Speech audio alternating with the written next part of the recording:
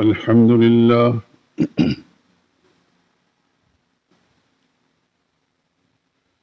الحمد لله وحده والصلاة والسلام على من لا نبي بعده ولا رسول بعده ولا معصوم بعده أما بعد فإن خير الحديث كتاب الله وخير الهدي هدي محمد صلى الله عليه وسلم وشر الأمور محدثاتها وكل محدثة بدعة وكل بدعة ضلالة وكل ضلالة في النار. أعوذ بالله من الشيطان الرجيم. بسم الله الرحمن الرحيم. قل إن كنتم تحبون الله فاتبعوني يحببكم الله ويغفر لكم ذنوبكم والله غفور رحيم. قل أطيعوا الله والرسول فإن تولوا فإن الله لا يحب الكافرين.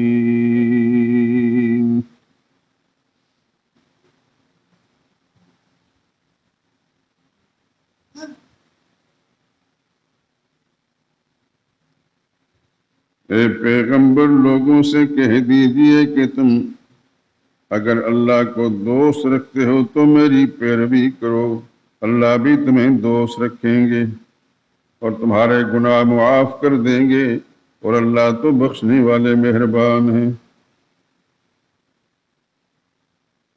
کہہ دیجئے کہ اللہ اور اس کے رسول کا حکم مانو، اگر نہ مانے تو اللہ بھی کافروں کو دوست نہیں رکھتا۔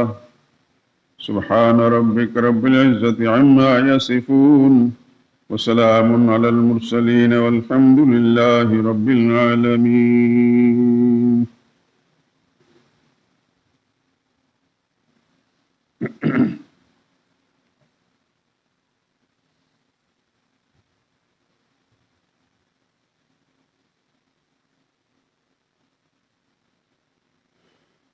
وقال رسول الله صلى الله عليه وسلم إن الله خلق الخلق فجعلني من خيرهم من خير فرقهم وخير الفريقين ثم خير القبائل فجعلني من خير القبيلة ثم خير البيوت فجعلني من خير بيوتهم فأنا خيرهم نفسا وخيرهم بيتا۔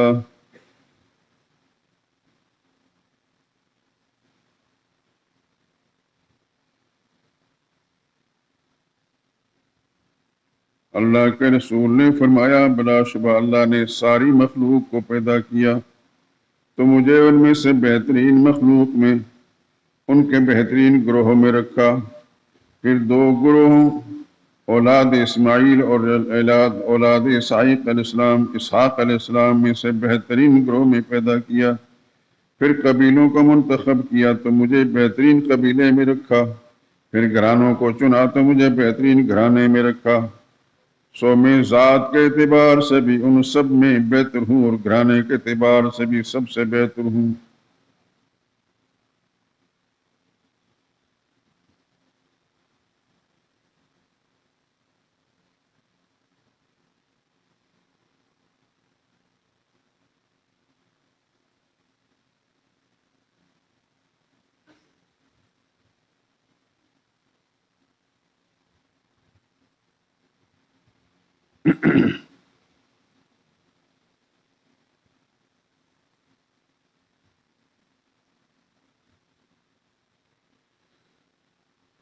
لازم ہے مومنوں پر اطاعت رسول کی،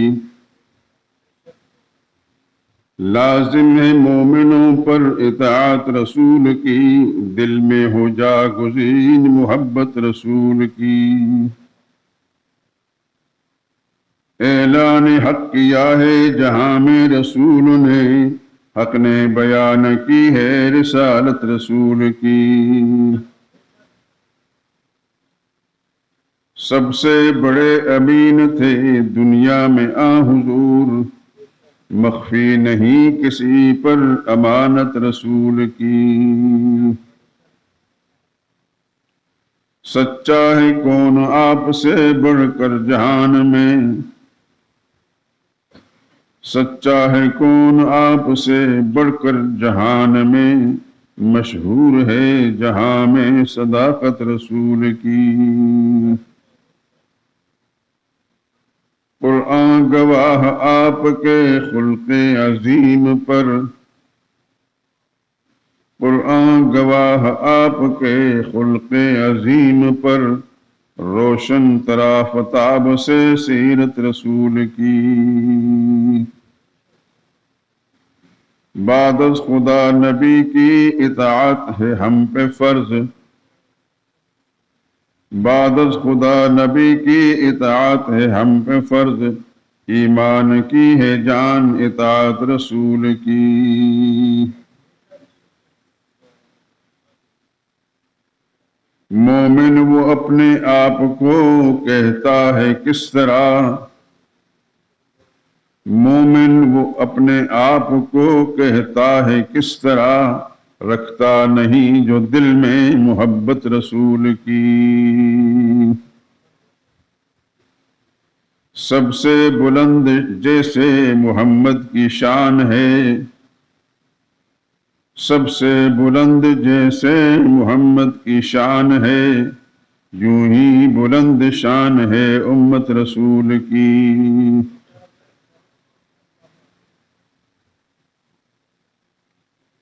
دنیا میں جس کا سنت نبی پہ ہو عمل، اس کو نصیب ہوگی شفاعت رسول کی۔ امت میں سب سے افضل و برتر وہی تو ہیں، امت میں سب سے افضل و برتر وہی تو ہیں، حق سے ملی ہے جن کو رفاقت رسول کی۔ توحید کی ضیاء سے منور ہوا جہان، توحید کی ضیاء سے منور ہوا جہان، روشن ہوئی جو شمع ہدایت رسول کی۔ کفر و نفاق و شرک کی شب ہو گئی تمام، کفر و نفاق و شرک کی شب ہو گئی تمام، پھوٹی جہاں میں صبح نبوت رسول کی۔ دنیا کا ذرہ ذرہ خوشی سے چمک اٹھا، دنیا کا ذرہ ذرہ خوشی سے چمک اٹھا، جس دن ہوئی ظہور ولادت رسول کی۔ لازم ہے مومنوں پر اطاعت رسول کی، دل میں ہو جا گزین محبت رسول کی۔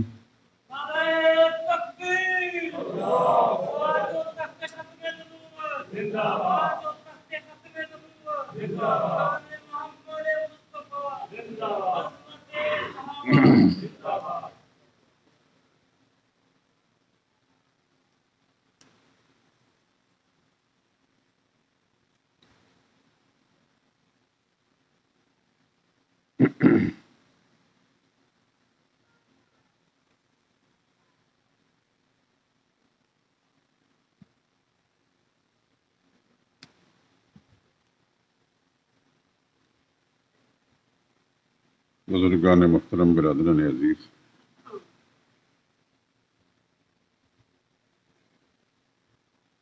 آج پاکستانی تقویم کے اعتبار سے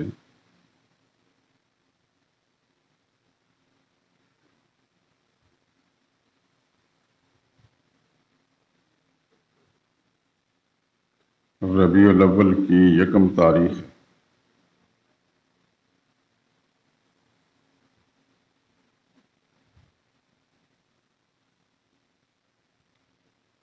یہ وہ ماہ مبارک ہے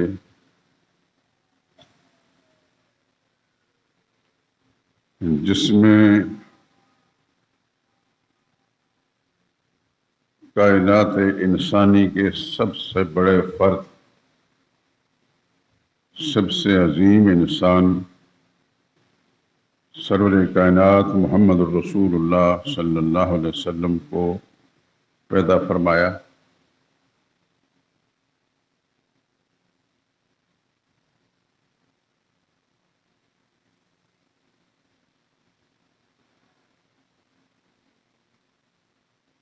ابھی آپ نے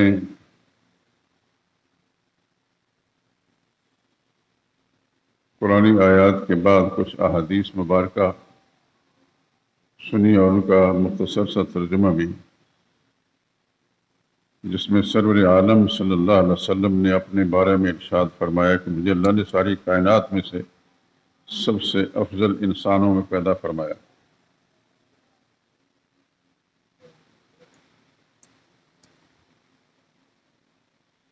اس میں کوئی شک اور شبہ کی بات نہیں، دو رائے نہیں ہو سکتی۔ اس دھرتی پر اولاد آدم میں سب سے بڑے انسان محمد مصطفیٰ صلی اللہ علیہ وسلم ہی ہیں۔ گزشتہ جمعے میں نے ایک حدیث سنائی تھی،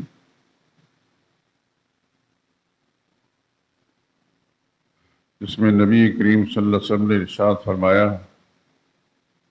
لیس فی آبائی ملت دن آدم صفا کلنا نکاح۔ میرے آباء و اجداد میں میرے باپ عبداللہ سے لے کر آدم علیہ السلام تک جتنے بھی سلسلے گزرے ہیں، ان میں سے کوئی ایک فرد بھی بدکار نہیں گزرا۔ یہ ایسا عظیم دعویٰ ہے کہ یہی کہا جا سکتا ہے کہ یہ صرف محمد مصطفیٰ صلی اللہ علیہ وسلم ہی ایسا دعویٰ کر سکتے ہیں، اس دھرتی کا کوئی اور انسان نہیں کر سکتا۔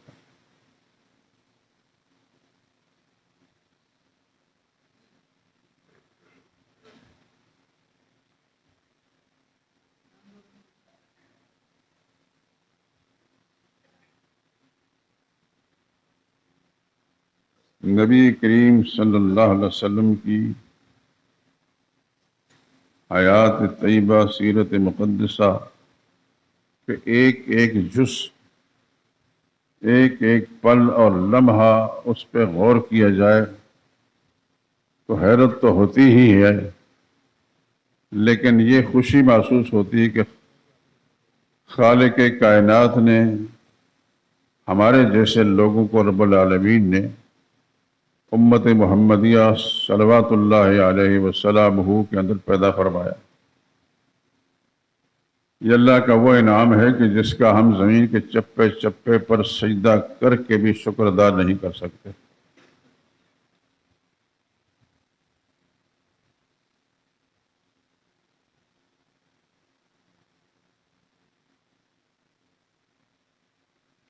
آپ حضرات سے میں ہمیشہ ایک گزارش کرتا رہتا ہوں، اللہ آپ کو سلامت رکھے، لمبی زندگی دے، آپ کے ساتھ زندگی کے ہر موڑ پر خیر کے معاملے فرمائے۔ یقیناً آپ حضرات دنیا بہت ساری چیزوں پر ریسرچ کرتے ہوں گے، مطالعہ کرتے ہوں گے، کتابیں پڑھتے ہوں گے، لیکن ترجیحی بنیادوں پر آپ سے گزارش ہے کہ آپ محمد مصطفیٰ صلی اللہ علیہ وسلم کی حیات طیبہ اور آپ کی سیرت مقدسہ کا مطالعہ کریں۔ میں نہیں کہتا، آپ خود محسوس کریں گے۔ یہ ایسا ہے جیسے کہ بہت پیاس کسی کو لگی ہو تو ٹھنڈا پانی دیا جائے تو وہ خود محسوس کرتا ہے کہ مجھے کتنی راحت مل گئی ہے، اس کے لیے کسی دوسرے کی بتانے کی ضرورت نہیں ہے۔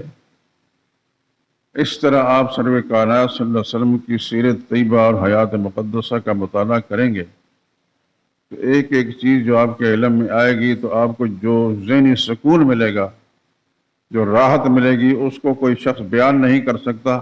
میرا خیال ہے خود بھی آپ بیان نہیں کر سکیں گے، صرف محسوس کریں گے۔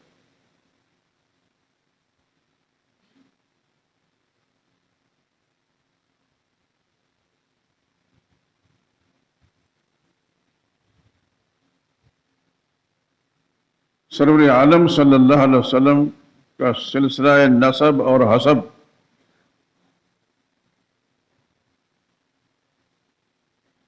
یعنی آپ کا ددیالی سلسلہ اور ننیالی سلسلہ، اس پہ غور کریں تو سمجھ آتی ہے آدمی کو کہ ددیالی سلسلہ بھی بڑا عجیب ہے اور ننیالی سلسلہ بھی۔ اس کے جس پہلو پر بھی غور کیا جائے تو حیرت بہت زیادہ ہوتی ہے انسان کو۔ سمجھ تو پوری بات آتی نہیں کہ وہ اللہ کا معاملہ ہے، لیکن حیرانگی بہت زیادہ ہوتی ہے کہ اللہ نے اپنے پاک پیغمبر کو جس خاندان کے اندر پیدا فرمایا، اور پھر وہ دونوں خاندان، وہ ننیالی ہوں یا ددیالی، دونوں خاندانوں کی کیفیات بڑی عجیب ہیں۔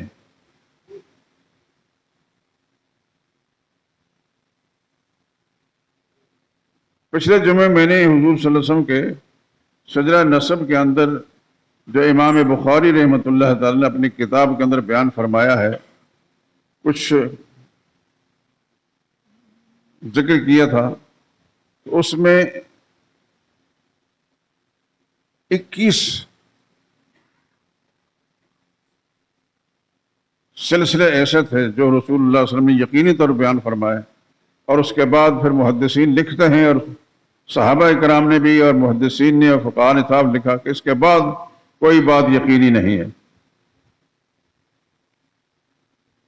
قرآن کریم کی آیتیں لا یعلمہم الا اللہ، اللہ کے سوا اور کوئی بھی نہیں ان کو جانتا۔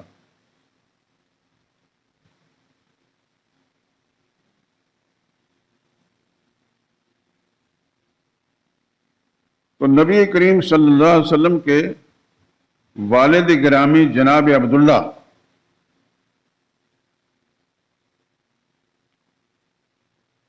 ان کے دادا بزرگوار جناب عبد المطلب، ان کی اولاد میں جناب عبداللہ سمیت 10 بھائی تھے۔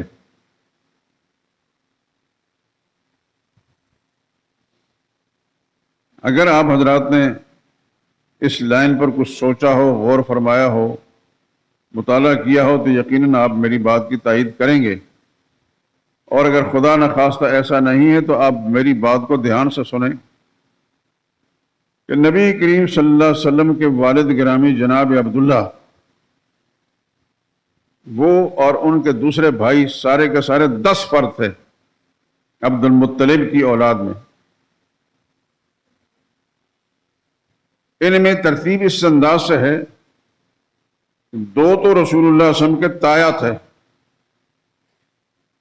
ان میں سے ایک تایا کو رسول اللہ صلی اللہ علیہ وسلم نے دیکھا بھی نہیں، نبی کریم صلی اللہ علیہ وسلم کی ولادت سے پہلے ہی فوت ہو گئے تھے، ان کا نام حارث تھا۔ البتہ ان کے کچھ بیٹے ہیں،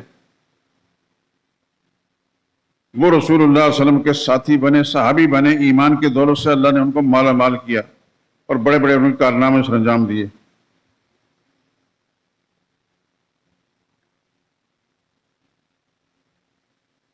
آپ کے دوسرے تایا جناب زبیر بن عبد المطلب، یہ وہ شخصیت ہیں، ان کو رسول اللہ صلی اللہ علیہ وسلم نے دیکھا بھی ہے، بلکہ رسول اللہ صلی اللہ علیہ وسلم کی کفالت بھی انہوں نے کی ہے۔ نبی کریم صلی اللہ علیہ وسلم کے کفیل بھی یہی تھے۔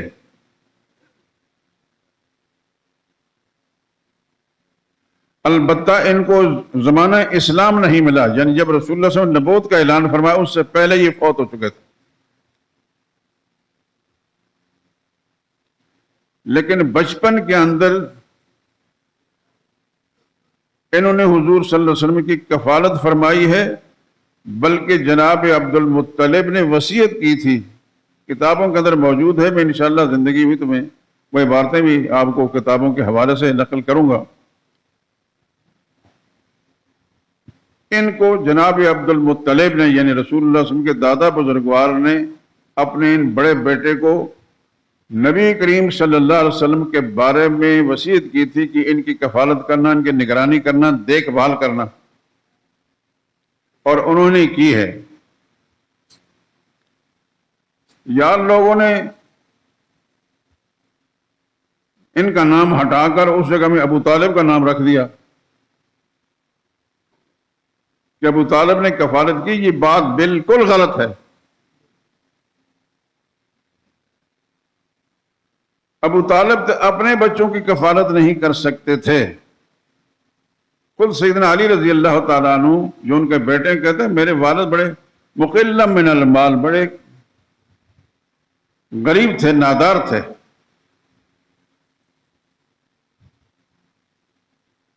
اور اس ناداری کا سبب یہ تھا کہ جناب ابو طالب لنگڑے تھے ایک پیر سے۔ قدیم کتابیں تاریخ کی جو ہیں اس کے اندر یہ باقاعدہ لکھا ہے یہ ایک پاؤں سے معذور تھے، معذور ہونے کی وجہ سے دور دراز کا سفر نہیں کر سکتے تھے، تجارتی سفر نہیں کر سکتے تھے، اور اپنے بچوں کی کفالت بھی صحیح طریقے سے نہیں ہو سکتی تھی۔ چنانچہ ان کے ایک صاحبزادے جناب جعفر، ان کی کفالت حضرت عباس نے کی رضی اللہ تعالیٰ عنہ، ان کے چھوٹے بھائی حضرت عباس رضی اللہ تعالیٰ عنہ نے حضرت جعفر کی کفالت کی، اور سیدنا علی رضی اللہ تعالیٰ عنہ کی کفالت محمد رسول اللہ نے کی۔ وہ حضور کے گھر میں پلے ہیں بڑے ہیں، اور وہ حضرت عباس کے گھر میں پلے بڑے ہیں۔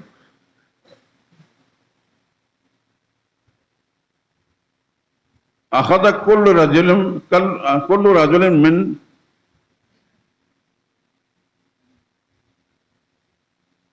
ہر شخص جو خاندان کا صاحب حیثیت آدمی تھا اس نے ان کے گھرانے کے ایک ایک فرد کو لے لیا، یحمل عنہ مؤونۃ، تاکہ ابو طالب کی جو کفالت کرنے والی جو بوجھ ہے اس کو ہلکا کر دیں۔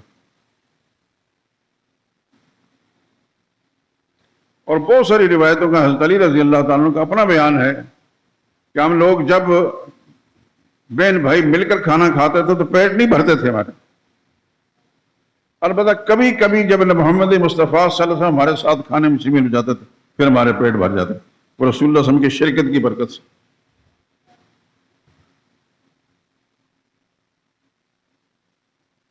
تو حضور صلی اللہ علیہ وسلم کے دوسرے تایا جناب زبیر بن عبد المطلب، انہوں نے حضور صلی اللہ علیہ وسلم کی کفالت کی ہے، اور یہ اپنے والد کے بعد پورے خاندان کے سربراہ بھی رہے ہیں، بلکہ جو بڑی بڑی ذمہ داریاں ہیں خاندان کے بڑوں کے ذریعے وہ سب انہوں نے نبھائی ہیں جناب زبیر نے۔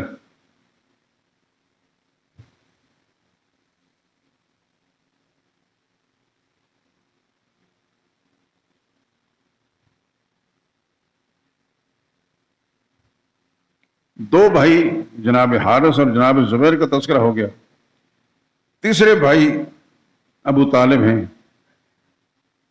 ابو طالب ان کا اصل نام نہیں، ان کا نام عبد مناف ہے۔ ابو طالب اس لیے کہ طالب کے باپ ان کے ایک بڑے بیٹے تھے طالب، جو غزوہ بدر کے اندر کفار و مشرکین کے ساتھی آئے تھے اور مسلمانوں کے ہاتھوں سے مارے گئے، ایمان نہیں لائے، انہوں نے اپنا نام ابو طالب رکھا۔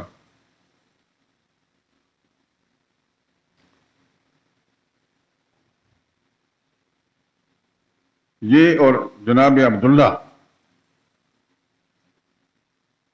اور زبیر، یہ جن کا میں نے ابھی تذکرہ کیا، یہ تینوں بھائی ایک ماں کی اولاد تھے۔ ان کی والدہ کا نام تھا فاطمہ بنت عمر۔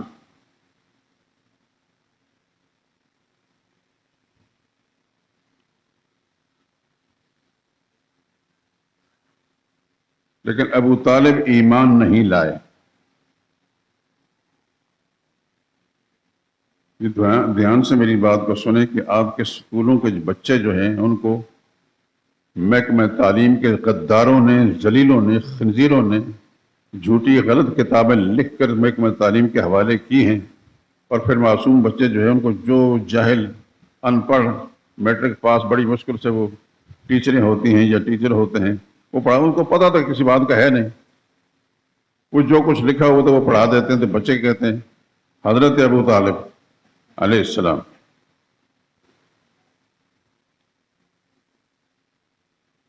ابو طالب ایمان نہیں لائے۔ حدیث کی کتابوں کے اندر باقاعدہ ہے کہ ابو طالب کے انتقال کے وقت رسول اللہ صلی اللہ علیہ وسلم نے پہلے ان کی زندگی میں بارہا ان کو ایمان کی دعوت دی، نہیں لائے۔ آخر میں مرتے وقت رسول اللہ صلی اللہ علیہ وسلم اس کے پاس گئے اور کہ چچا اب بھی وقت ہے کلمہ پڑھنے میں، اللہ کے سامنے آپ کا گواہ بن جاؤں گا آپ کے ایمان کا۔ کلمہ نہیں پڑھا اس نے اور یہ کہا اعلیٰ ملت عبد المطلب، میں اپنے باپ دادا کے مذہب پر مر رہا ہوں، آپ کے دین پر نہیں۔ یہ سن کر رسول اللہ صلی اللہ علیہ وسلم پریشان ہو کر واپس تشریف لے اپنے گھر۔ تھوڑی دیر کے بعد ابو طالب ہی کے بیٹے سیدنا علی رضی اللہ تعالیٰ عنہ وہ حضور صلی اللہ علیہ وسلم کی خدمت میں آ کر کہتے ہیں، اب یہ جو لفظ میں پڑھوں گا یہ ہماری حدیث کی سیاست ہے، کہتا ہے ابو داؤد شریف کے اندر موجود ہے۔ یا رسول اللہ ان عمک الشیخ الضال قد مات، کہ اللہ کے رسول آپ کا چچا جو بوڑھا تھا اور گمراہ تھا۔ یہ کون کہہ رہا ہے؟ بیٹا سیدنا علی رضی اللہ تعالیٰ عنہ، ان عمک الشیخ الضال، آپ کا چچا جو بوڑھا بھی تھا اور ضال گمراہ تھا، قد مات فوت ہو گیا۔ نبی کریم صلی اللہ علیہ وسلم نے فرمایا میرے علم میں ہے، میں ابھی آپ سے پہلے ہو کر آیا ہوں۔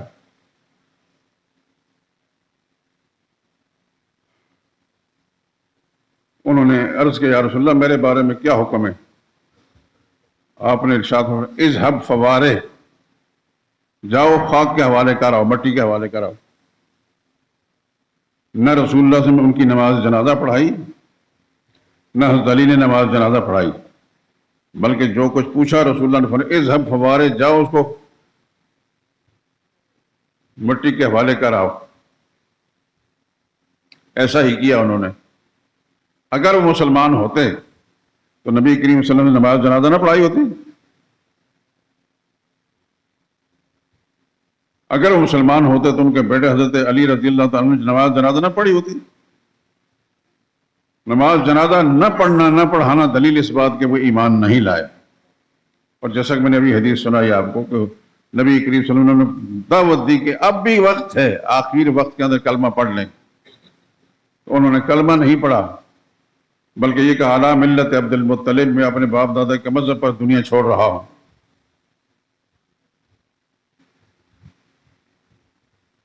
تو جناب ابو طالب جو رسول اللہ صلی اللہ علیہ وسلم کے چچا تھے، یہ ایمان نہیں لائے۔ آپ کو مسئلہ سمجھانا چاہیے، اور آپ کے بچے اگر سکولوں کی تعلیم سے بہکے ہوئے ہیں تو ان کی اصلاح کر لیں۔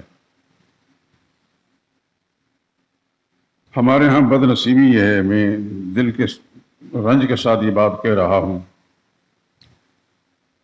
کہ نفس کے اثرات اس قدر غالب ہیں کہ سکولوں کے، کالجوں کے، تعلیمی اداروں کے لوگ تو درکنار،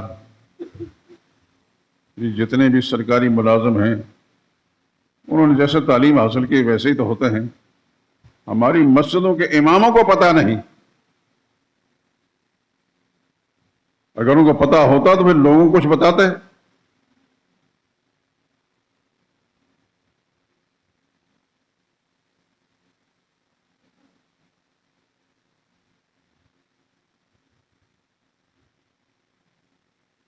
تو جناب عبد المطلب کے 10 بیٹوں میں سے بڑے بیٹے کا نام حارث ہے، دوسرے بیٹے کا نام زبیر ہے، یہ رسول اللہ صلی اللہ علیہ وسلم کے تایا ہیں، اور ابو طالب رسول اللہ صلی اللہ علیہ وسلم کے تایا نہیں چچا ہیں، ان کا نام عبد مناف ہے۔ ایک اور چچا ہیں، ان کا نام ابو لہب ہے، وہ تو آپ جانتے ہی ہوں گے، جس کی مذمت میں اللہ نے قرآن کریم کے اندر سورت نازل فرمائی، سورہ لہب، تبت یدا ابی لہب و تب، ٹوٹ گئے دونوں ہاتھ ابو لہب کے اور خود بھی ہلاک ہو گیا۔ کیوں فرمایا؟ کہ جب رسول اللہ نے اعلان نبوت فرمایا تھا تو اس وقت مشرکین مکہ میں سب سے آگے آگے ہو کر ابو لہب نے رسول اللہ صلی اللہ علیہ وسلم پر پتھر پھینکا تھا، اور یہ کہتا گیا کہ لوگوں ان کی بات نہ سنو، یہ دیوانے ہو گئے ہیں۔ ہر جگہ جہاں رسول اللہ صلی اللہ علیہ وسلم کا پیغام پہنچتا تو وہ جا کر سب سے پہلے اپنا خون، اپنا چچا ابو لہب کہتا ہے ان کی بات نہ سنو، یہ دیوانے ہو گئے ہیں۔ رسول اللہ صلی اللہ علیہ وسلم پر پتھر پھینکنے والا سب سے پہلا یہ بدنصیب آدمی ہے، اس کا نام عبد العزیٰ تھا۔ مشرکانہ نام، ابو العزا مشرکین کا ایک معبود تھا، اس کے نام پر نام رکھا گیا۔ تو اس نے جو کچھ کردار ادا کیا رسول اللہ صلی اللہ علیہ وسلم کے ساتھ، اللہ نے قرآن کریم کے اندر آخری 3 سورتوں سے پہلے ایک سورت نازل فرمائی، اور اس کے اندر اللہ نے اس کی مذمت کی۔ تبت، ٹوٹ گئے جدا دونوں ہاتھ ابو لہب کے، وہ تب اور خود بھی ہلاک ہو گیا۔ ما اغنى عنہ مالہ ما کسب، اس کا مال بھی اسے کام نہیں آئے گا، اس کے اعمال بھی کام نہیں آئیں گے۔ آج تک قرآن کریم کے اندر موجود ہے، 1500 سال سے قرآن کریم اترا ہوا، اور قیامت تک قرآن کریم کے اندر یہ صورت موجود رہے گی، اور مسلمان جب بھی اس سورہ مبارکہ کی تلاوت کریں گے اس کی مذمت کر کے اس کے لیے بددعا کر کے جائیں گے، اس لیے کہ وہ ایمان نہیں لایا تھا بلکہ رسول اللہ صلی اللہ علیہ وسلم کا دشمن تھا۔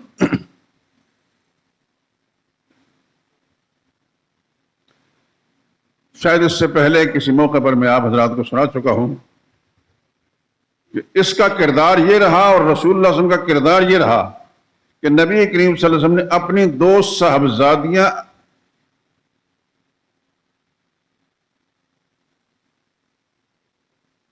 ابو لہب کے 2 بیٹوں کو دی، رشتے میں دی۔ بڑی صاحبزادی سیدہ رقیۃ الزہرا رضی اللہ تعالی عنہا، اور دوسری صاحبزادی سیدہ ام کلثوم رضی اللہ تعالی عنہا۔ یہ دونوں صاحبزادیاں دونوں بیٹوں کے رشتے میں دے دی، لیکن جو ہی نبی کریم صلی اللہ علیہ وسلم نے نبوت کا اعلان فرمایا اور اس کے ساتھ اللہ کی توحید کا پیغام سنا، قولوا لا الہ الا اللہ تفلحوا، لوگو لا الہ الا اللہ کہہ دو، کامیاب ہو جاؤ گے۔ میں نے لا الہ الا اللہ پڑھا تو آپ حضرات میں کوئی تھوڑا سا ارتعاش نہیں پیدا ہوا؟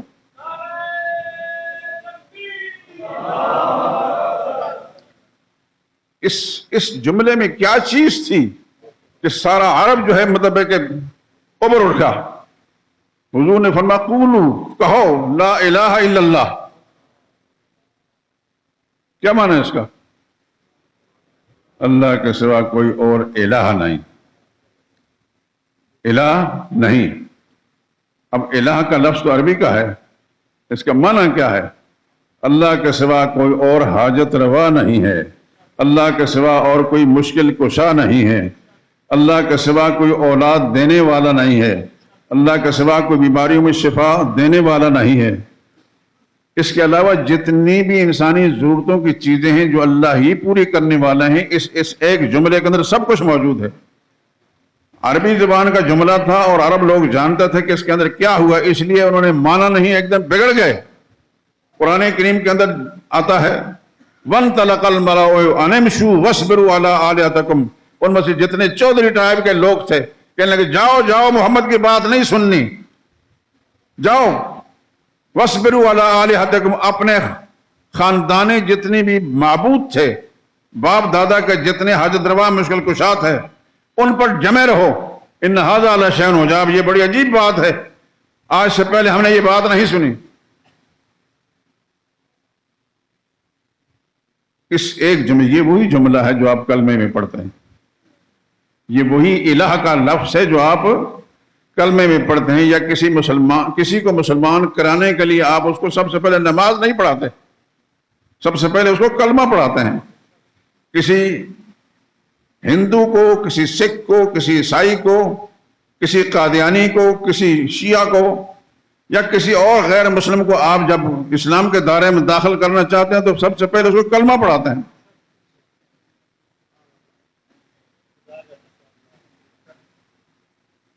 اور جو کلمہ پڑھ لیتا ہے تو آپ پھر ترجمہ میں کرتے ہیں کہ تم نے زبان سے جو کچھ لفظ بولا اس کا مطلب کیا ہے۔ اللہ کے سوا کوئی اور الہ نہیں، اللہ کے سوا اور کوئی حاجت روا نہیں، مشکل کشا نہیں،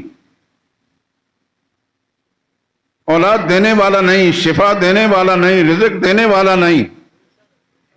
یہ جتنی بھی انسان کی ضروریات ہیں پورا کرنے والی ذات کون سی ہے؟ اللہ ہی کی ہے۔ تو اس کے اندر سب کچھ موجود ہے۔ تو جو شخص دل کی گہرائیوں سے کلمہ پڑھ لیتا ہے تو وہ دار اسلام میں آ جاتا ہے، اور جو نہیں پڑھتا وہ دار اسلام میں نہیں آتا۔ یہی تکلیف تھی ان مشرکین کو کہ یہ ہم سے کیا کروانا چاہتے اور کیا چھڑوانا چاہتے ہیں۔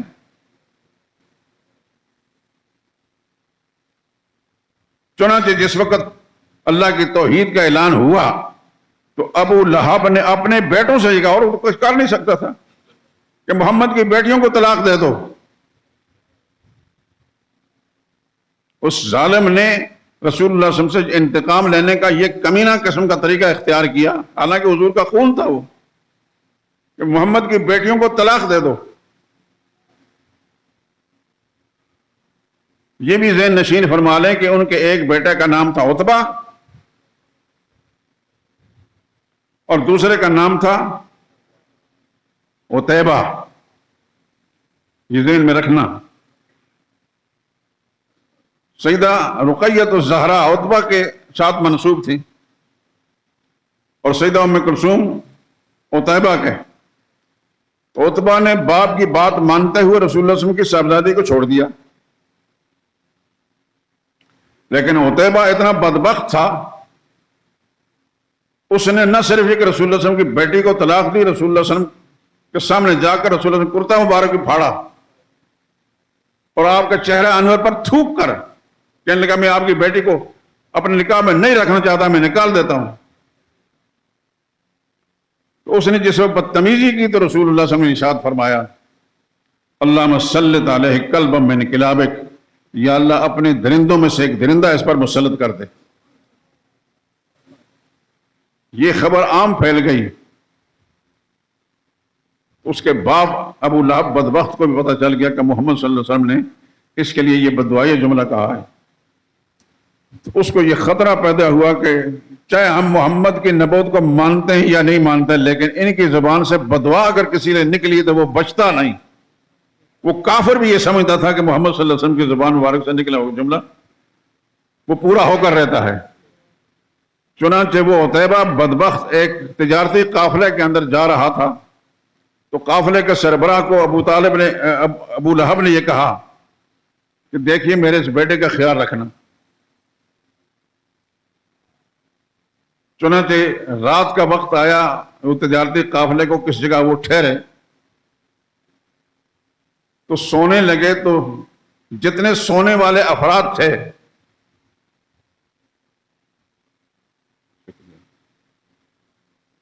ان سب نے دائیں بائیں اپنے بستر ڈالے، سینٹر کے اندر اس کا بستر ڈالا گیا۔ کس کا؟ عتیبہ کا۔ یہ وہ بدنصیب عتیبہ ہے جس کو رسول اللہ نے بددعا دی تھی۔ خدا کا نظام دیکھیں، اللہ اکبر۔ اللہ نے ایک درندہ بھیجا، کوئی درندہ بھی رات کے وقت آیا، وہ ایک ایک آدمی کو سونگھتا گیا، کسی کو نہیں چھیڑا۔ اور جس وقت عتیبہ کے پاس پہنچا، اس کا مطلوب تھا، اس کو اس نے پنجہ مارا اور اپنے پچھلیوں کے ساتھ چیر پھاڑ کر رکھ دیا۔ اللہ کے پاک پیغمبر کی وہ بددعا جو ہے اس طرح کارگر اور اثر انداز ہوئی۔ تو یہ عتیبہ کون تھا؟ رسول اللہ صلی اللہ علیہ وسلم کا اپنا ہی خون تھا، لیکن اس کی بدتمیزی اور گستاخی جو ہے اس کے نتیجے میں اللہ کے پیغمبر کی صلی اللہ علیہ وسلم کی زبان مبارک سے جو بددعائی جملہ نکلے، اس کا نتیجہ نکلا۔ اس کے باپ نے جو کچھ کیا تھا اس کی مذمت میں اللہ نے قرآن کی سورت نازل کر قیامت تک کے لیے باقی رکھی۔ یہ رسول اللہ صلی اللہ علیہ وسلم کے چچا تھے۔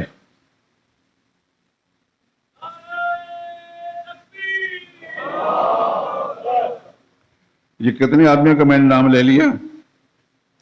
حارث، زبیر، ابو طالب اور ابو لہب، 4 آدمی کا۔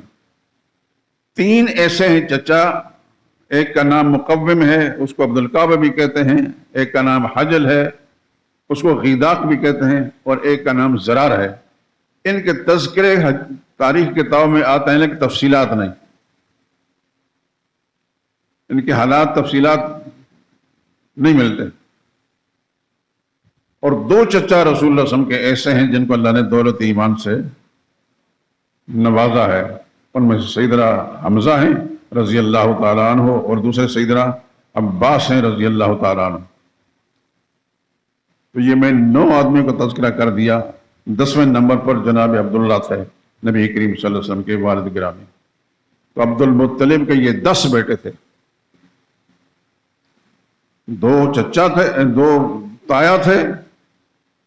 ایک تایا کو تو رسول اللہ نے دیکھا ہی نہیں، حضور کی اولاد سے پہلے دنیا میں چلے گئے تھے. البتہ ان کے بیٹے جتنے بھی تھے رسول اللہ صلی اللہ علیہ وسلم پر ایمان لائے اور آپ کے صحابی بنے، ساتھی بنے. اور ایک تایا وہ ہیں جن کو رسول اللہ نے دیکھا بھی اور انہوں نے رسول اللہ صلی اللہ علیہ وسلم کی کفالت بھی کی. جناب زبیر، ذہن میں نام رکھنا میرے دوستو، یہ اللہ کی توفیق سے آپ کو یہ سننے کا موقع مل رہا ہے. مجھے اللہ کی توفیق سے بیان کرنے کا، میں نے اس پر بہت جد و جہد کی، بہت کچھ دیکھا ہے. اور 2 ایسے ہیں کہ جو رسول اللہ صلی اللہ علیہ وسلم کے شدید قسم کے، ایک تو بڑا دشمن تھا ابو لہب. ایک دشمن تو نہیں تھا کھلم کھلا، لیکن حضور پر ایمان نہیں لایا. ہاں البتہ ایک بات کہہ دیتا ہوں، رسول اللہ صلی اللہ علیہ وسلم نے ابھی شادی نہیں کی تھی. نبی کریم صلی اللہ علیہ وسلم ابھی نکاح نہیں کیا تھا سیدہ خدیجہ کے ساتھ. آپ کو جانتے ہیں کہ سیدہ خدیجہ رسول اللہ صلی اللہ علیہ وسلم کی پہلی بیوی ہیں رضی اللہ تعالیٰ عنہ. ان سے نکاح کرنے سے پہلے اپنے اس چچا ابو طالب سے ان کی بیٹی کا رشتہ مانگا. عرب دنیا کے اندر یہ مرغوب تھے کہ اپنے چچا، ماموں، تایا، ان کے بیٹے بیٹیوں کے رشتے لوگ پسند کرتے تھے. رسول اللہ صلی اللہ علیہ وسلم نے ابو طالب سے ان کی بیٹی جو ام ہانی کہلاتی ہے، اصل نام ہند تھا، اس کا رشتہ مانگا. تو ابو طالب نے اپنی بیٹی کا رشتہ اپنے اس پیارے بھتیجے کو نہیں دیا، بلکہ اسی وقت ابو جہل کے خاندان کا ایک آدمی، اس کا نام تھا حبیرہ مخزومی، اس نے رشتہ مانگا. تو ابو طالب نے اپنی بیٹی کا رشتہ حبیرہ کو دے دیا، محمد مصطفیٰ صلی اللہ علیہ وسلم کو نہیں دیا.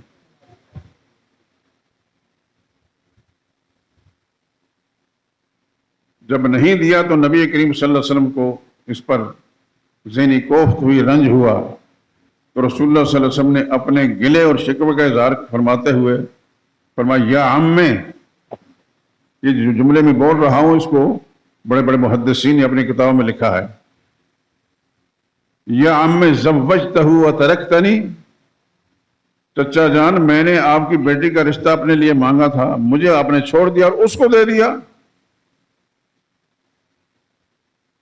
تو ابو طالب نے جواب میں کہا، انا ساہرنا الیہم، ہم نے ان کے ساتھ اس سے پہلے بھی بہت رشتے ناطے کیے ہیں اور کرتے رہتے ہیں.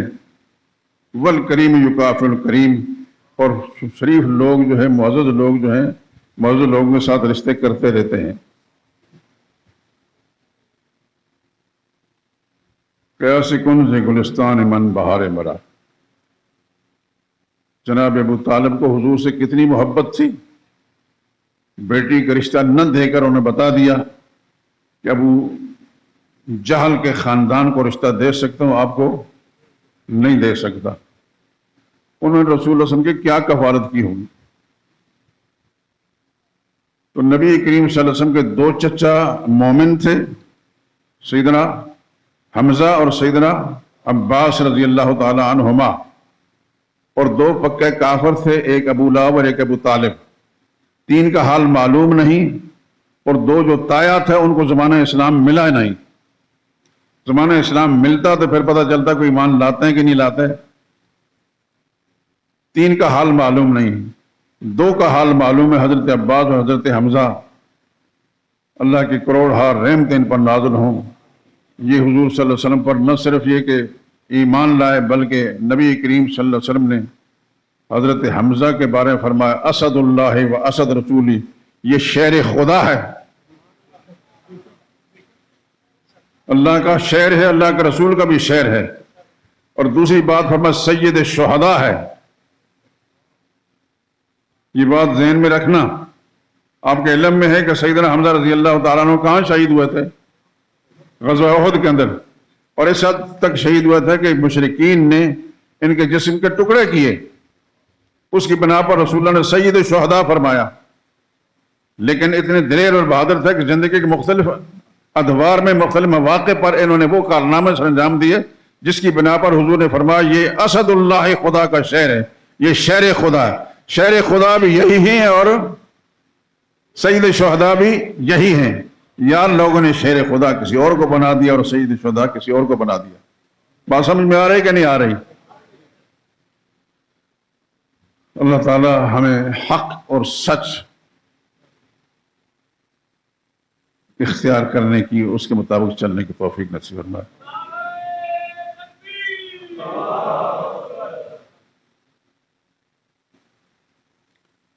نبی کریم صلی اللہ علیہ وسلم کے والد گرامی سمیت چچا تایا سارے کے سارے 10 بھائی تھے.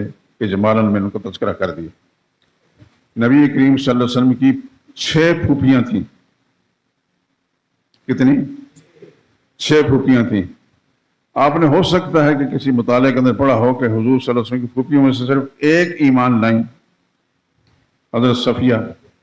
باقی کسی کے ایمان کا تذکرہ بد نصیب اور بدبخت نہیں کرتے. میں یہی کہوں گا. نبی کریم صلی اللہ علیہ وسلم کے 6 پھوپھیوں میں سے 2 ایمان نہیں لائیں. ایک کا نام ام الحکیم البیضا تھا، دوسرے کا نام برہ تھا. 4 پھوپھیاں رسول اللہ صلی اللہ علیہ وسلم کی ایمان لائیں. ایک کا نام امیمہ تھا. یہ امیمہ رسول اللہ صلی اللہ علیہ وسلم کی ساس بھی تھی. زینب بنت جاش کی یہ والدہ ہیں. تو سیدہ امیمہ رضی اللہ تعالی عنہ یہ ایمان لائیں. سیدہ عروہ رضی اللہ تعالی عنہ یہ ایمان لائیں. سیدہ عاتکہ رضی اللہ تعالی عنہ ایمان لائیں. اور سیدہ صفیہ رضی اللہ تعالی عنہ ایمان لائیں. 4 پھوپھیاں رسول اللہ صلی اللہ علیہ وسلم کی ایمان لائی ہیں اور 2 ایمان نہیں لائی ہیں. تو حضور صلی اللہ علیہ وسلم کے چچا تایا 10 افراد جناب عبداللہ سمیت میں نے ان کا تذکرہ اجمالاً کیا ہے. تحریری بھی انشاءاللہ کسی وقت اللہ تعالیٰ کی توفیق ہوئی تو آپ کو پڑھنے میں مل جائے گا. اور رسول اللہ صلی اللہ علیہ وسلم کی 6 پھوپھیوں جن میں سے 2 ایمان نہیں لائیں کسی وجہ سے اور 4 ایمان لائی ہیں رضوان اللہ تعالیٰ علیہ اجمعین. یہ جو کچھ میں کہہ رہا ہوں پورے شعور سے، جس طرح میں آپ کو دیکھ رہا ہوں نا، آپ مجھے نظر آ رہے ہیں، اس طرح میں نے کھلی آنکھوں سے کتابوں کے اندر ان کا تذکرہ پڑھا ہے. جس طرح آپ کو دیکھنے مجھے مغالطہ نہیں ہو رہا، اس طرح ان کا تذکرہ پڑھنے مغالطہ نہیں ہوتا کہ رسول اللہ صلی اللہ علیہ وسلم کی 6 پھوپھیوں میں سے 4 ایمان لائی ہیں اور 2 کسی وجہ سے ایمان نہیں لائیں. تو یہ رسول اللہ صلی اللہ علیہ وسلم کے خاندان کا ایک مختصر سا تذکرہ چچاؤں کا اور پھوپھیوں کا میں نے آپ کے سامنے کر دیا.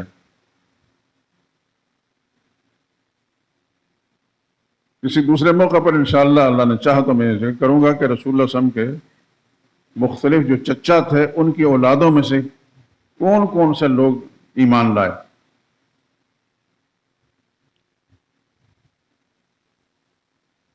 کتنی بیٹیاں ایمان لائیں.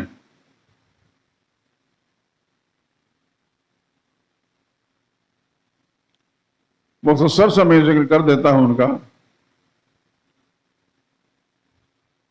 جو بڑے تایا تھے حضور صلی اللہ علیہ وسلم کے جناب حارث، ان کے ایک بیٹے کا نام تھا اسلم، ایمان لائے. نوفل ایمان لائے. سعید ایمان لائے. عبداللہ ہاتھ ایمان لائے. ربیعہ ایمان لائے.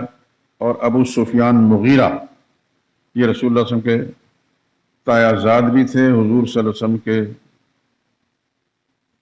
رضائی بھائی بھی.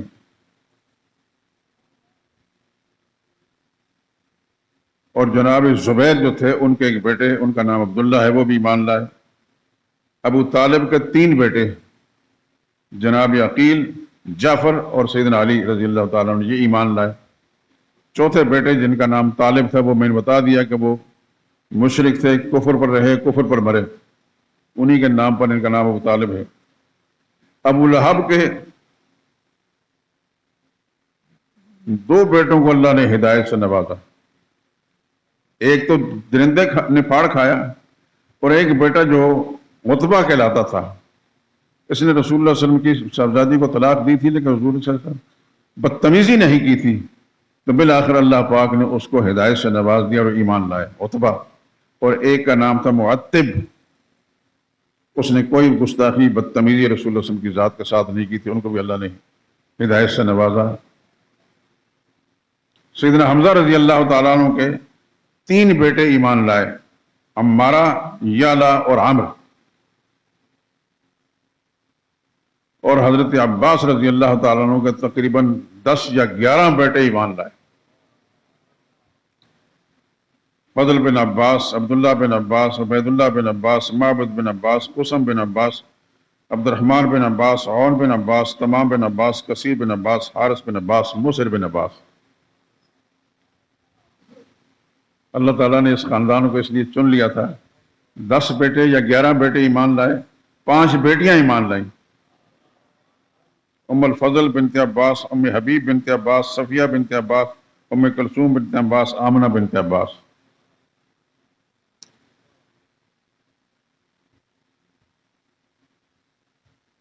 اور آپ ایک چیز میں حیران رہیں گے، ابو لہب جیسا بد نصیب آدمی خود تو ایمان سے محروم رہا، اس کا بدتمیز بیٹا بھی ایمان سے محروم رہا بلکہ ہلاک کر دیا گیا، 2 کو اللہ نے ہدایت دی، اس کی 4 بیٹیوں کو اللہ نے ہدایت دے دی، 4 بیٹیاں۔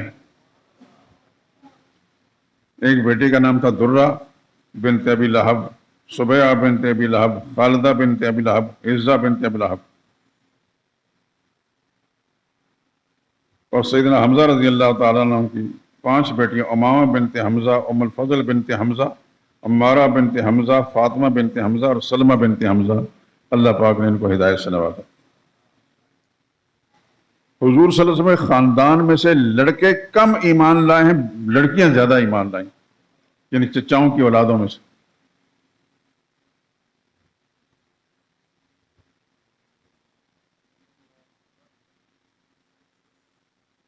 اور ایک بات ذہن نشین فرما لیں، پہلے بھی شاید میں آپ حضرات سے گزارش کرتا رہا ہوں اور آج پھر کرتا ہوں، اپنے بچوں کے نام، بچوں اور بچیوں کے نام سوچ سمجھ کر رکھا کریں۔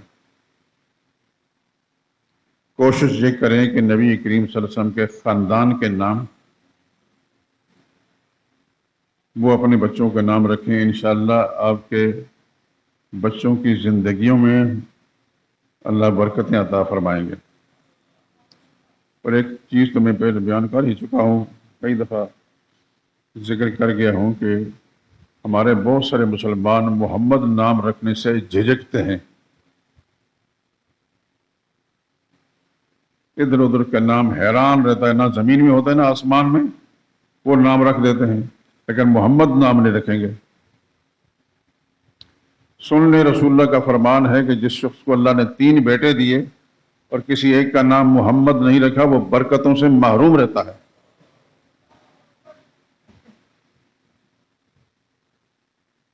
مشرکانہ نام تو بہت سارے لوگ رکھ دیتے ہیں۔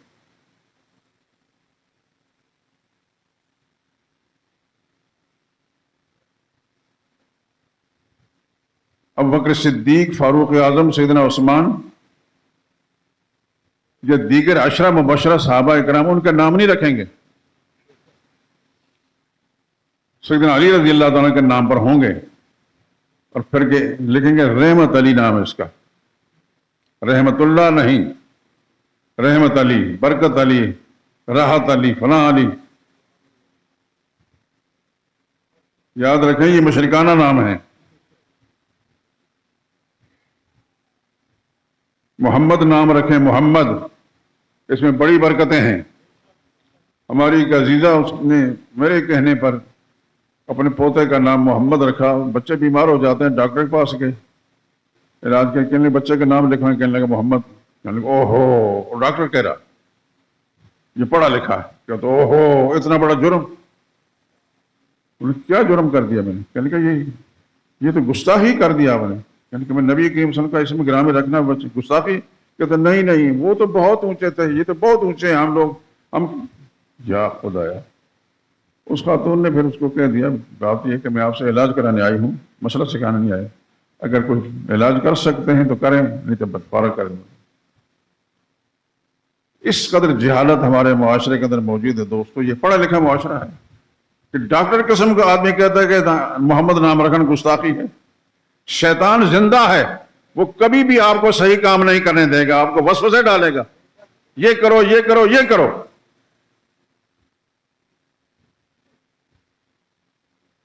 میرا یہ بیٹا جو میں نے ذکر کر دیتا ہوں، یہ خطبہ بھی پڑھتا ہے، نماز پڑھاتا ہے. اس کا نام محمد ہے. اس کی ولادت سے پہلے میں نے اپنی بیوی سے پوچھا کہ اللہ تعالیٰ نے بیٹا دیا تو آپ کے ذہن میں کیا ہے؟ انہوں نے کہا کہ میں نے پہلے تجویز کر لیا ہے محمد. بس میں خاموش ہو گیا. میں نے کہا اس سے زیادہ اچھی بات کیا ہو سکتی ہے. الحمدللہ العظیم، الحمدللہ میں اللہ کا شکر ادا کرتا ہوں. اور خرابیاں ہوں گی اس میں، 2 خرابیاں نہیں اس میں قسم اٹھا کر کہا جا سکتا ہے. نہ یہ بددیانت ہے، 1 پیسے کی بھی اگر اس کو آپ 100 روپے دیں گے نا، 2 روپے بچے واپس لا کر دے دے گا. نہ یہ بددیانت ہے، نہ یہ بد کردار ہے. خاندان کی عورتیں بھی اگر آگ بیٹھتی ہیں جو محرم ہوتی ہیں، یہ بھی ان سے دور ہٹ کر بیٹھ جاتا ہے. میں خدا کا شکر ادا کرتا ہوں، میری خوبیاں کوئی میرے اندر نہیں ہے. اللہ نے اس نام کی برکت سے اس کے اندر یہ خوبیاں رکھی ہیں. تو آپ اپنے بچوں کا نام محمد رکھیں، انشاءاللہ اس کے برکات دیکھتے چلے جائیں گے. لیکن دلوں کے اندر کدورت محسوس نہ کریں. بہت سارے لوگ محمد نام لکھیں گے ساتھ آگے پیچھے. مثال کے طور پر کسی نے نام محمد احمد رکھ دیا، محمد علی رکھ دیا، تو علی علی کہہ کر پکاریں گے، محمد کہہ کر نہیں پکاریں گے. محمد ذات بھی کامل، نام بھی کامل.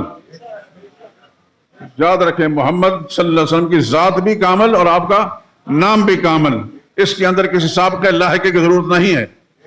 اسی طریقے سے صحابہ اکرام رضوان اللہ علیہ مجمعین، سیدنا صدیق اکبر رضی اللہ تعالیٰ عنہ، سیدنا فاروق اعظم رضی اللہ تعالیٰ عنہ، سیدنا عثمان ذی النورین رضی اللہ تعالیٰ عنہ، سیدنا علی رضی اللہ تعالیٰ عنہ، دیگر عشرہ مبشرہ 10 وہ صحابہ جن کو رسول اللہ نے نام بنام جنتی خوشخبری دی، تو بھی جنتی ہے، تو بھی جنتی ہے، تو بھی جنتی ہے. علماء سے پوچھیں، میں گنہگار اس مسجد کا جب تک زندہ ہوں تو آپ کی رہنمائی انشاءاللہ کروں گا. لیکن ایکٹروں کے نام، ایکٹریسوں کے نام، کھلاڑیوں کے نام، اس میں خیر نہیں میرے دوستو. پھر اکثر لوگ کہتے ہیں میری بیوی نہیں مانتی، میری بہن نہیں مانتی، فلاں نہیں مانتی. فلاں کی کیا حیثیت ہے بھائی؟ صرف محمد مصطفیٰ صلی اللہ علیہ وسلم کی پاکیزہ تعلیمات. بس جس عالم کے علم پر اعتماد کرتے اس کے دیانت پر اعتماد کو اسے جا کر پوچھیں، وہ جو کچھ بتایا اس پر عمل کریں، انشاءاللہ اس کے اندر خیر و برکت ہوگی. یہ فلاں سے نہ پوچھیں. جس کو دین کی سوجھ بوجھ نہیں ہے وہ کیا بتا سکتا ہے آپ کو؟ اللہ سے دعا کریں اللہ تعالیٰ اس کہنے سننے کو قبول فرمایا اور اللہ تعالیٰ ہمیں صحیح عمل کرنے کی توفیق نصیب فرمائے.